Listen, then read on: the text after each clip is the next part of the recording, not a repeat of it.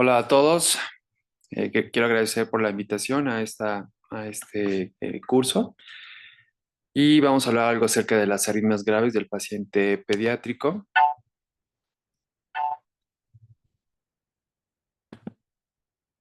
Y bueno, básicamente lo que genera una arritmia grave es una insuficiencia cardíaca.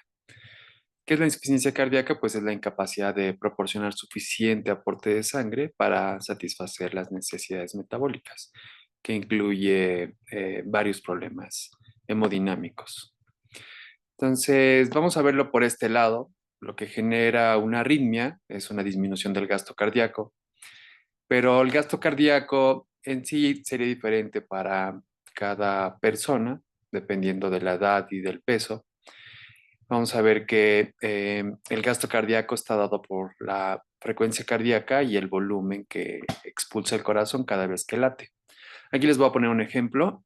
Perdón. Un niño que pese 3 kilos, un recién nacido, que tenga una superficie corporal de 0,21 metros cuadrados, su volumen circulante será de 240 mililitros, 80 mililitros por kilo aproximadamente.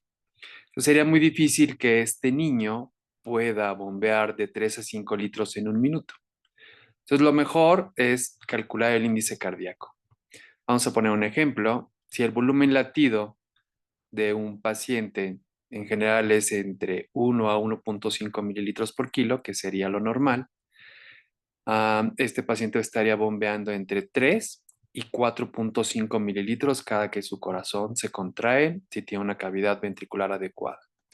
Si eso lo multiplicamos por una frecuencia cardíaca normal de un recién nacido, aproximadamente 140 latidos por minuto, sería 140 por 3 mililitros, nos daría 0,420. Y si lo multiplicamos 140 por minuto por 4,5 mililitros, nos daría 0,630 litros por minuto. Como verán, es muy difícil que un recién nacido o un paciente pequeño bombee de 3 a 5 litros por minuto.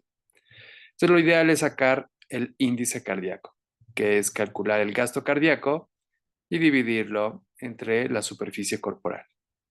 Y lo normal del índice cardíaco es de 2,4 a 4,8 litros por minuto por metro cuadrado.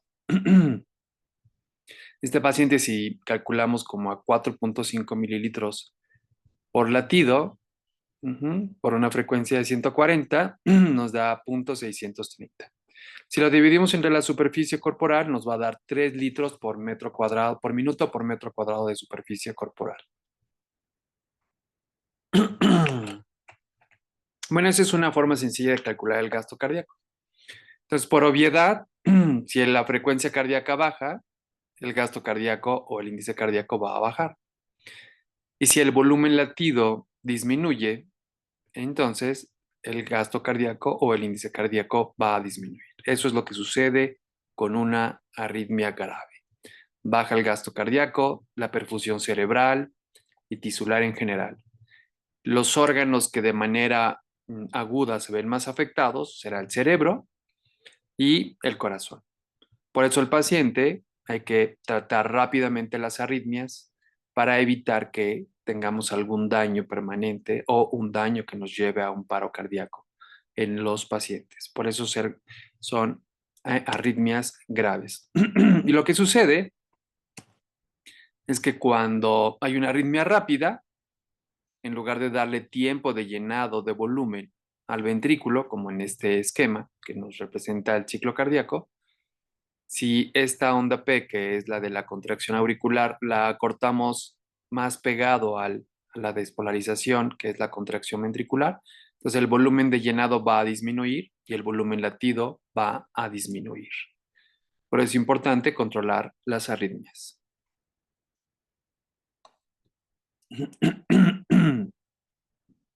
Vean este movimiento del ventrículo. Este es el ventrículo izquierdo y a la izquierda está el ventrículo derecho. Este movimiento del ventrículo ahí tiene una intensidad más importante, pero al inicio, donde dice inicio, vean, la contracción es muy mala. Y después viene una contracción más importante, con más fuerza. Bueno, esta es una paciente que presentó una disfunción ventricular izquierda o una miocardiopatía fulminante por influenza y estaba con un gasto muy bajo por una fuerza de contracción muy baja. El paciente estaba hipotenso, se llevó a ECMO, se dio tratamiento con oseltamivir, a las 72 horas mejoró y mejoró la contractilidad. ¿Qué es esto? Pues que una disfunción ventricular tan grave puede generar arritmias ventriculares, arritmias supraventriculares, fibrilación ventricular, taquicardia ventricular y tener una complicación que nos puede llevar a la muerte. Ven este movimiento del ventrículo. Este es el ventrículo izquierdo. Se mueve muy mal. Es el septo interventricular y ventrículo derecho. Entonces, la movilidad de este ventrículo es muy, muy baja. Estos pacientes tienen mucho problema de función ventricular. ¿Okay? Pueden generar arritmias y es una de las causas por las cuales podríamos tener arritmias agudas en los hospitales o en el servicio de urgencias o en una terapia intensiva. Este es un paciente que tiene una alcapa, un origen anómalo de la coronaria izquierda que nace de la arteria pulmonar. Aquí hacemos una angiografía en la raíz de la aorta y solamente vemos la coronaria derecha. Aquí se pinta la coronaria derecha, pero no vemos la coronaria izquierda. La coronaria izquierda en este paciente, aquí una inyección de contraste en la raíz de la arteria pulmonar, vemos la rama derecha, la rama izquierda y aquí en el tronco de la arteria pulmonar se pinta la coronaria izquierda. Este paciente tiene este origen anómalo de la coronaria izquierda naciendo de la arteria pulmonar y pues presenta isquemia, presenta una perfusión tisular muy mala y con una evolución que puede iniciar con arritmias o con disfunción ventricular o ambas. Este es otro caso de Alcapa. Este paciente ya fue operado de una plastía mitral. El catéter está entrando por la aorta, inyectamos en la coronaria derecha y por circulación colateral se llena la arteria pulmonar que está aquí. Se ve la rama derecha y la rama izquierda. Este paciente tiene una disfunción ventricular importante que puede desencadenar arritmias ventriculares que son peligrosas para la vida. Otra causa de arritmias importantes serían tumores cardíacos. Es un tumor intracavitario. Pueden generar dos problemas. Uno, ocupa mucho espacio dentro de la cavidad ventricular o en el atrio puede ser, y entonces el volumen latido va a bajar. Otro problema que puede generar es obstrucción al paso a través de una de las válvulas, depende en dónde esté, puede ser de la mitral, la tricúspide, la pulmonar, la aorta, y eso desencadenaría un bajo gasto y arritmias agudas. O la otra es que genere un infiltrado muscular que afecte el sistema de conducción y de esa manera se generen arritmias, es otra de las causas.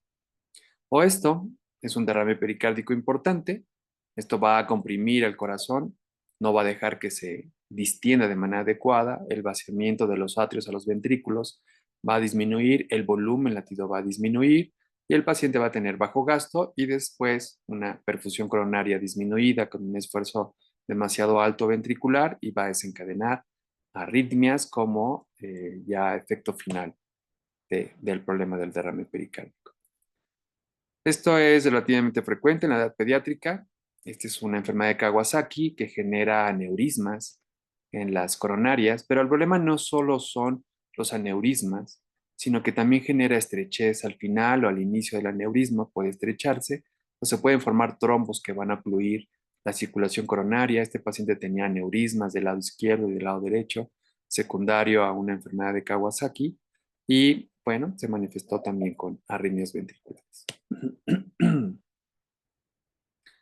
Entonces, las arritmias graves en pediatría pueden ser causadas por una variedad de factores, enfermedades cardíacas congénitas o adquiridas, como miocarditis, infecciones como endocarditis, abscesos, también cardíacos, o por causas traumáticas o compresivas como una pericarditis o un derrame pericárdico o cirugías cardíacas. También puede ser secundario a un desequilibrio electrolítico, efecto secundario a algunos medicamentos como antiarrítmicos, entre otros. También, como habíamos hablado, por infecciones sistémicas, por estrés, dolor, anemia, fiebre e hipovolemia son algunas de las causas de arritmias. Y la sintomatología de la arritmia grave va a depender de la naturaleza, o sea, el tipo de arritmia que tenga el paciente, la duración de la misma, la edad del paciente, si está asociado a una cardiopatía subyacente o su relación con una cirugía cardíaca. También puede ser que los síntomas estén dados o se estén manifestando la intensidad por la presencia de alguna enfermedad asociada como pulmonar, renal, neurológica, hepática, etc. Y algunos síntomas pueden ser sutiles y poco específicos si esto es un poco crónico o se ha estado manifestando y no ha habido nadie que le esté verificando el ritmo cardíaco, o por lo menos la frecuencia cardíaca, y puede ser que los familiares nos refieran que hay una falta de apetito, que ven decaído el paciente, o en los pacientes más grandes tienen mareos o malestar torácico, dolor en el pecho, y a veces son arritmias. Y ya cuando los estamos revisando, o ellos nos pueden referir palpitaciones, dolor precordial, ya datos francos de insuficiencia cardíaca o síncope o parada cardíaca. Lo ideal, cuando tenemos un paciente, una vez que lo estamos explorando, si estamos en una sala de urgencias o en hospitalización o en un consultorio, es revisar al paciente, ¿no? Obviamente, ver cómo está hemodinámicamente, revisarlo del todo, además de la frecuencia, el llenado, datos de bajo gasto que puede tener el paciente, alteración neurológica, llenado capilar retardado, presión baja, y puede tener un gradiente de temperatura central y periférica. Y lo ideal del paciente sería tomar un electrocardiograma. Tomar un electrocardiograma que podamos darle al paciente o dejarlo en su expediente o adjuntarlo a una interconsulta ayuda mucho al cardiólogo, que a veces es difícil detectar la arritmia en su momento. Entonces el médico que detecta la arritmia, si toma un electro, aunque sea un trazo, una foto de un monitor, pero idealmente un electrocardiograma, podría ayudar, además del tratamiento en ese momento, también ayudar al tratamiento definitivo del paciente. Por ejemplo, en este caso, que es un flóter auricular, de esto dependerá si decidimos hacer una ablación, hacer una cardioversión o darle tratamiento médico al paciente para evitar que esto suceda y tener complicaciones secundarias. Este es un flóter, si se fijan, está como 2 a 1, ¿ok? Si esto pasara 1 a 1, la frecuencia cardíaca se iría mucho más alta, hasta 200 o 300 por minuto. Pero entonces la evaluación de un paciente con arritmia requiere simultáneamente comprobar la situación del electro, o sea, tomar un electro, pero también ver cómo está el paciente hemodinámicamente. Es excepcional que la situación nos obligue a omitir un electrocardiograma en la evaluación. Este es en el caso de la fibrilación ventricular, en la que está indicado la desfibrilación inmediata antes de hacer ninguna otra investigación. Las heridas más graves en el paciente pediátrico pueden ser varias, estas son las más frecuentes y las más graves: bloqueo atrioventricular completo de tercer grado, taquicardia supraventricular con bajo gasto, taquicardia ventricular monomórfica o polimórfica y bradicardia. Les voy a poner algunos ejemplos, algunos no tienen gravedad, pero para que los vayan reconociendo si toman un electrocardiograma. Este es un bloqueo auriculoventricular de primer grado donde el intervalo PR dura más de 0.20 segundos o milisegundos para alcanzar una despolarización auricular. Y puede ser secundario a miocarditis, endocarditis, una valvulopatía o isquemia miocárdica, para que cuando lo vean, pues sean referidos al cardiólogo o una valoración en su servicio, que vaya el cardiólogo a verlos para tratar de buscar alguno de estos problemas. Si ya tenemos un bloqueo de primer grado, podrían más adelante venir otro tipo de arritmias si no tratamos estas causas. El bloqueo AB de segundo grado hay de dos tipos. El MOVITS 1 es el menos grave, que ustedes pueden ver aquí que el intervalo PR se va alejando cada vez más hasta que llega un momento en el que ya no hay complejo QRS después de la onda P, después viene onda P de nuevo y complejo QRS.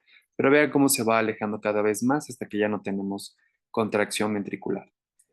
Y puede ocurrir en adolescentes sin cardiopatía, preferentemente deportistas, después de un infarto anterior en el 10% de los pacientes, Y miocarditis o endocarditis, vabuloplastía, una valvulopatía o una isquemia miocárdica.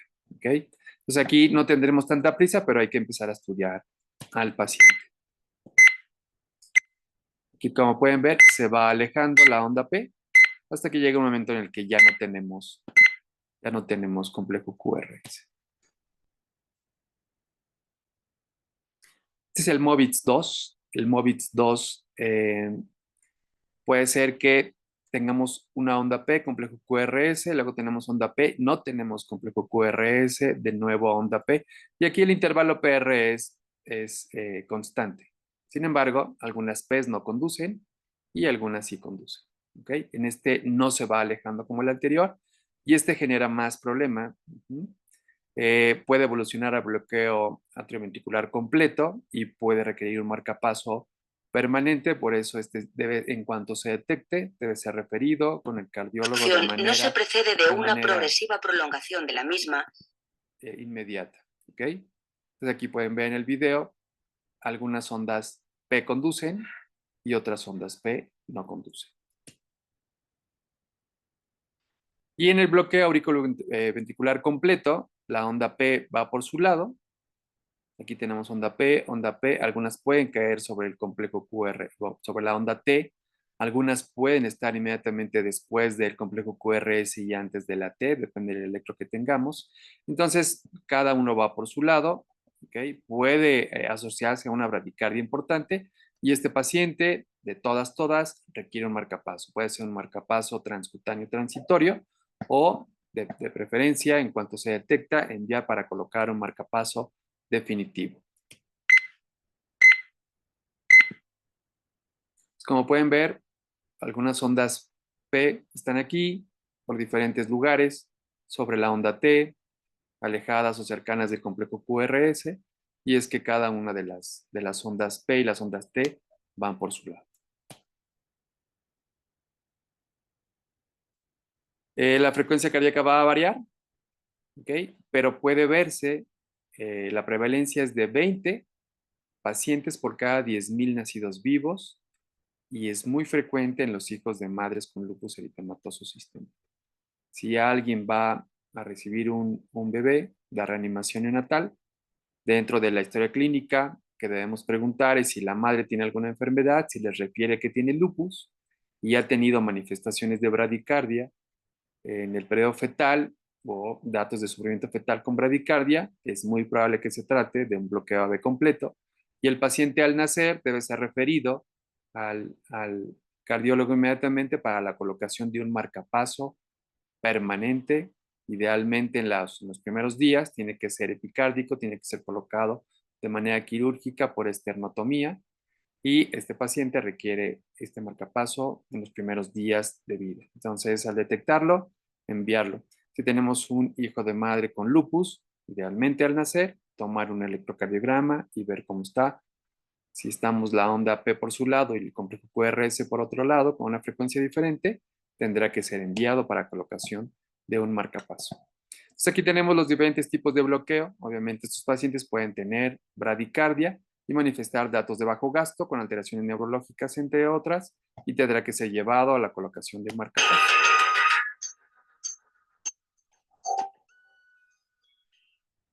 Bien, esto que tenemos aquí es una taquicardia ventricular monomórfica. Se dice sostenida cuando dura más de 30 segundos, ¿ok? Y no sostenida cuando el tiempo es de menos de 30 segundos.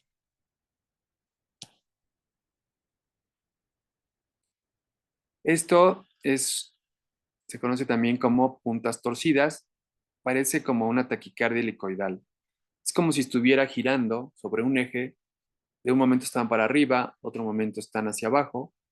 Y este paciente, si tiene datos o alteraciones hemodinámicas o es evidente en el electro, debe ser tratado de manera inmediata y su tratamiento eh, eh, ideal es el magnesio intravenoso. Magnesio intravenoso diluido, la dosis podría ser de 100 miligramos por kilo, que sería 1 mililitro por kilo, máximo 1 gramo, máximo 10 mililitros, diluido 1 a 1 con solución inyectable o destilada para pasar de manera intravenosa. Entonces, ahorita les voy a poner algunos puntos a tratar cuando vamos a dar medicación o vamos a tratar de limitar una arritmia. ¿Qué cuidados debemos de tener? Entonces, para la taquicardia supraventricular, que es taquicardia con QRS estrecho, hay que tratar la crisis. Es esencial el registro continuo del electrocardiograma.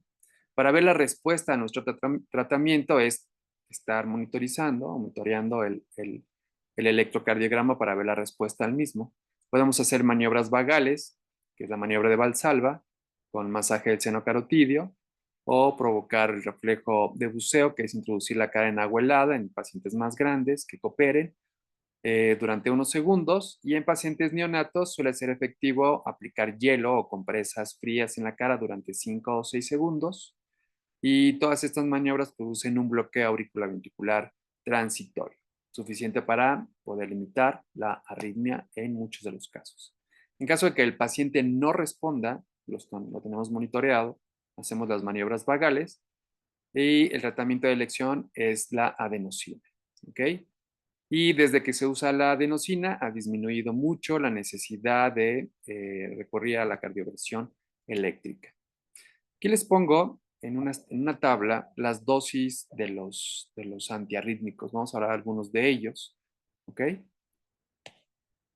La adenosina, la dosis es de 0.1 miligramo por kilo en bolo rápido. Ya saben, la recomendación es tener una vía periférica o una vía central, si es que ya la tienen, y colocar la adenosina en una llave de 3 vías junto con solución fisiológica. Entonces, inyectamos la dosis que necesita el paciente de adenosina e inmediatamente después metemos un bolo de solución fisiológica para que avance rápidamente y ve la respuesta. Lo que va a suceder después de la adenosina es un bloqueo auriculoventricular completo, puede ser una pausa completa y después regresará a un ritmo. Puede regresar ya a un ritmo sinusal o quizá regrese de nuevo a una taquicardia supraventricular. Entonces, tendríamos que repetir la adenosina hasta cada 2 minutos hasta encontrar la respuesta. Si el paciente no responde al tratamiento con adenosina, después de 3 dosis, pues hay que pasar a otro tipo de medicamento. Uno de los medicamentos que podemos utilizar para algunas arritmias ventriculares o arritmias supraventriculares es la amiodarona. La dosis de amiodarona hay 2 tipos, lo vamos a ver más adelante. 2 tipos, la impregnación por infusión en 4 horas o la impregnación en bol. Tenemos otros medicamentos como la propafenona, los beta bloqueador. El problema con el verapamil, que es muy efectivo, genera una hipotensión grave en el paciente, en los pacientes más pequeños, y a veces recuperarlos de la hipotensión es más difícil. Lo utilizamos en muy pocas ocasiones, pero pues está descrito. ¿Okay? El tratamiento apropiado requiere el diagnóstico correcto y que se valoren sus características. Por eso necesitamos el electrocardiograma para saber qué tipo de arritmia es la que vamos a tratar. ¿Okay? Y va a depender del tratamiento según la edad y las circunstancias clínicas en las que se encuentre el paciente. Hay que ser muy cautos en el empleo de diferentes antiarrítmicos por los posibles efectos. Tienen que tomar en cuenta que los medicamentos más proarritmogénicos son los antiarrítmicos. Por eso hay que dar tratamientos adecuados. Si damos un antiarrítmico equivocado, probablemente generaremos una arritmia diferente y quizás sea más grave que la primera. Entonces, cuando se trate de suprimir una arritmia, no solamente hemos de elegir el fármaco más apropiado para cada caso, sino hay que sopesar los riesgos derivados del tratamiento frente a la gravedad de los síntomas y el curso natural. Entonces, tengan en cuenta esto. Yo les recomiendo que utilicen y que tomen el curso del PADS. La verdad es que en el PALS les viene muy bien el algoritmo que tenemos de seguir ante alguna arritmia. ¿Okay? Mucho del PALS tiene que ver con asuntos cardiovasculares, se los recomiendo mucho, todos deberíamos de tenerlo para dar asistencia a los pacientes. Si estamos ante una bradicardia sintomática, ¿ok? Hay que hacer siempre el ABC, ¿no? Hay que ver que tengamos una vía aérea permeable, suministrar oxígeno, identificar el ritmo con un electrocardiograma, tomar la TA, la oximetría, tener un acceso intravenoso de preferencia. Y si tiene buena perfusión, el paciente no tiene síntomas importantes, solamente lo vigilamos, Pero si hay signos de mala perfusión por bradicardia, lo más seguro es que el paciente requiera de un marcapasos transcutáneo. Para el bloqueo AB de segundo grado tipo 2, para el bloqueo AB completo, y podemos utilizar dosis de atropina para tratar de subir la frecuencia cardíaca o una infusión de adrenalina más o igual a 0.2 microgramos por kilo minuto o de dopamina también entre 2 y 10 microgramos por kilo minuto. Si el paciente responde con esto, podemos ir buscando la manera de colocar un marcapaso transitorio. Pues, en los monitores habitualmente, o los DEA también, pero el monitor que tienen ustedes en la sala de urgencias o en la sala de terapia intensiva, también tiene una modalidad de marcapaso y debe tener sus cables para colocar en el paciente y utilizarlo como marcapaso. Lo tienen como DEA, tiene una función como DEA, una función como marcapaso, una función para desfibrilar, una función para cardiovertir de manera sincronizada. Entonces, estos aparatos actualmente tienen toda la modalidad para colocarse y funcionar como marcapaso transcutáneo o funcionar como antiarrítmico para dar descargas, ¿no? Entonces, tienen que buscar también causas, como las que vimos, pero también, como lo dice el PALS, ¿ok? Tienen que buscar las H's y las T's. Datos de hipovolemia, hipoxia, acidosis, hipocalemia o hipercalemia, hipoglicemia, hipotermia. Resolverlas y podríamos con esto resolver la vida.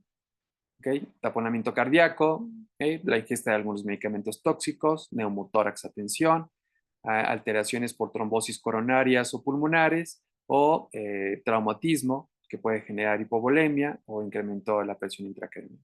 ¿Okay? Estos, como saben, pues requerirán unos tratamientos diferentes. Estos quizá podamos corregirlos de una manera más rápida, pero tenemos que ir a investigar qué de todo esto tiene el paciente para saber si podemos resolver la problemática. Si el paciente está ante una taquicardia con pulso, podemos evaluar y administrar el ABC, suministrar oxígeno, tomar un electrocardiograma para determinar el tipo de ritmo, tomar la presión arterial, la oximetría, identificar y tratar la causa reversible, como las vimos anteriormente.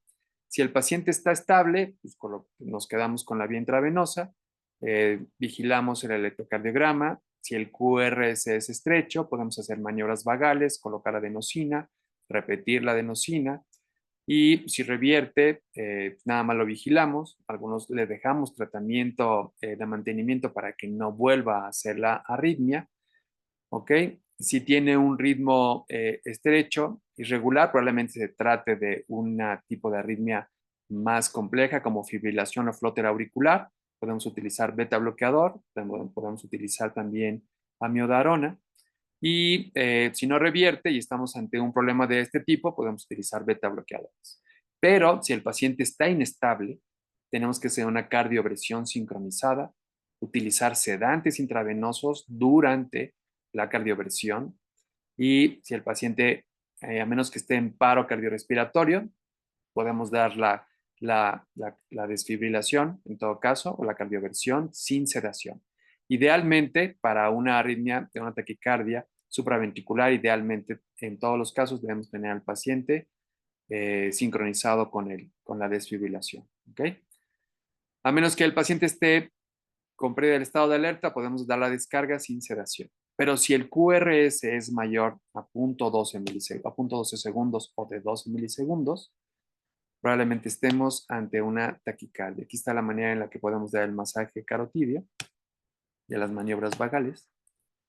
Pero si tenemos todavía una taquicardia de QRS ancho, ¿ok? Pero el paciente está estable, hay que hacer todas las medidas de sedarlo para hacer una cardioversión sincronizada y después continuar con medicamentos para bloquearlo. ¿Ok?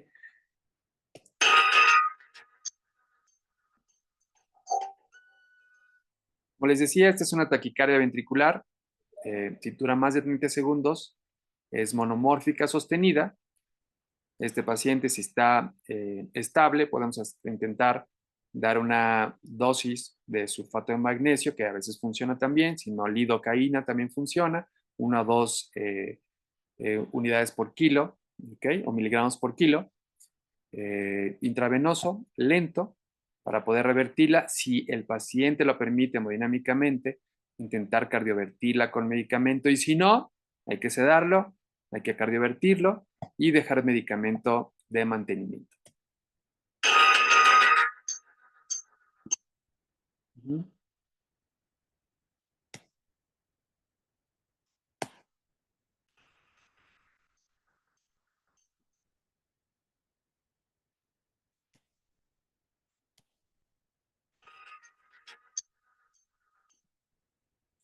Bueno, esto puede estar generado por un daño miocárdico grave, cardiopatía isquémica, miocardiopatía dilatada, una valvulopatía, una estenosis o una insuficiencia valvular, miocardiopatía hipertrófica, algunos fármacos como antiarrítmicos o digoxina, hipoxia, trastornos de electrolitos y metabólicos o estrés físico. ¿Ok?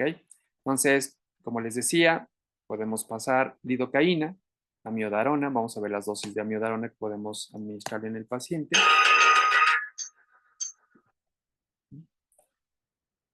Eh, si hay descompensación hemodinámica, esto podría degenerar a una fibrilación ventricular y tenemos que hacer una cardiopresión. Si el paciente tiene todavía presión y neurológicamente está estable, podemos generar dosis de lidocaína de 1 miligramo por kilo en bolo cada 5 a 8 minutos y podemos dejar una infusión una vez que hayamos controlado la arritmia, una infusión de 30 a 50 microgramos por kilo minuto. Lo podemos dejar impregnado después con amiodarona para mientras vamos buscando cuál es la causa.